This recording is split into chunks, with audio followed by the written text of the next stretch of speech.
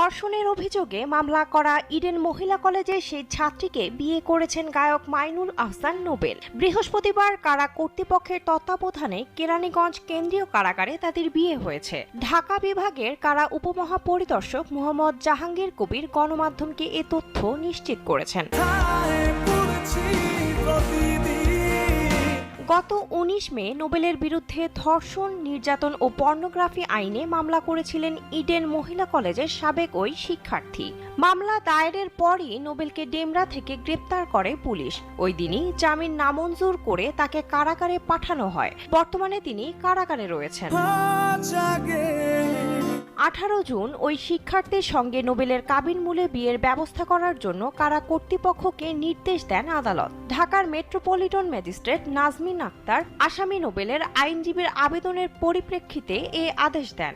একই সঙ্গে উভয়ের সম্মতি সাপেক্ষে এ বিয়ে সম্পাদন করে আদালতকে অবহিত করতে কারা কর্তৃপক্ষকে নির্দেশও দেওয়া হয়। এ সময় ওই ছাত্রী আদালতে উপস্থিত ছিলেন।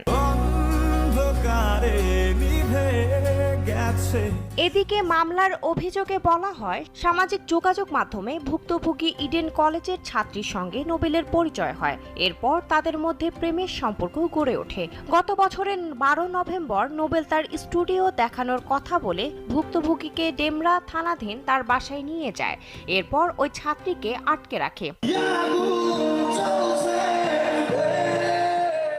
আটক রেখে ওই ছাত্রীকে নেশাগ্রস্ত অবস্থায় মারধর করে, ধর্ষণ করে এবং ধর্ষণের ভিডিও তার মোবাইল ফোনে ধারণ করে রাখে। নোবেলের কথা মতো বাসায় না থাকলে তার মোবাইল ফোনে ধারণকৃত ধর্ষণের ভিডিও সামাজিক যোগাযোগ মাধ্যমে ছড়িয়ে দেবে বলে জানায়। নেশাগ্রস্ত অবস্থায় সেই ছাত্রীকে নির্যাতনের এই ঘটনায় একটি ভিডিও সামাজিক যোগাযোগ মাধ্যমে ছড়িয়ে পড়লে বাদীর বাবা-মা তাকে চিনতে পারে। এরপর সেই ছাত্রীর পরিবার জাতীয় জরুরি সেবা 999 কল দিলে গত ১৯ মে নোবেলকে গ্রেপ্তার করা হয় এবং ভুক্তভোগী ছাত্রীকে উদ্ধার করা হয়। ধর্ষণের অভিযোগে মামলা করা ইডেন মহিলা কলেজে সেই ছাত্রীকে বিয়ে করেছেন গায়ক মাইনুল আহসান নোবেল। বৃহস্পতিবার কারা কর্তৃপক্ষের তত্ত্বাবধানে কেরানীগঞ্জ কেন্দ্রীয় কারাগারে তাদের বিয়ে হয়েছে। ঢাকা বিভাগের কারা উপমহাপরিদর্শক মোহাম্মদ জাহাঙ্গীর কবির গণমাধ্যমকে এ তথ্য নিশ্চিত করেছেন।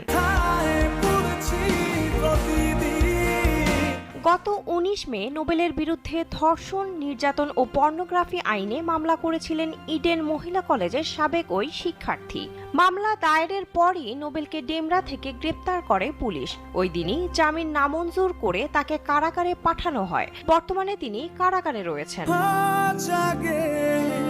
১৮ জুন ওই শিক্ষার্থীর সঙ্গে নোবেলের কাবিনমূলে বিয়ের ব্যবস্থা করার জন্য কারা কর্তৃপক্ষকে নির্দেশ দেন আদালত। ঢাকার মেট্রোপলিটন ম্যাজিস্ট্রেট নাজমিন আক্তার আসামি নোবেলের আইনজীবীর আবেদনের পরিপ্রেক্ষিতে এ আদেশ দেন। একই সঙ্গে উভয়ের সম্মতি সাপেক্ষে এ বিয়ে সম্পাদন করে আদালতকে অবহিত করতে কারা কর্তৃপক্ষকে নির্দেশও দেওয়া হয়। এ সময় ওই ছাত্রী আদালতে উপস্থিত ছিলেন। এদিকে মামলার অভিযোগে বলা হয়, সামাজিক যোগাযোগ মাধ্যমে ভুক্তভোগী ইডেন কলেজের ছাত্রীর সঙ্গে নোবেলের পরিচয় হয়। এরপর তাদের মধ্যে প্রেমের সম্পর্ক গড়ে ওঠে। গত বছরের ১২ নভেম্বর নোবেল তার স্টুডিও দেখানোর কথা বলে ভুক্তভোগীকে ডেমরা থানাধীন তার বাসায় নিয়ে যায়। এরপর ওই ছাত্রীকে আটকে রাখে। আটক রেখে ওই ছাত্রীকে নেশাগ্রস্ত অবস্থায় মারধর করে, ধর্ষণ করে এবং ধর্ষণের ভিডিও তার মোবাইল ফোনে ধারণ করে রাখে। নোবেলের কথা মতো বাসায় না থাকলে তার মোবাইল ফোনে ধারণকৃত ধর্ষণের ভিডিও সামাজিক যোগাযোগ মাধ্যমে ছড়িয়ে দেবে বলে জানায়।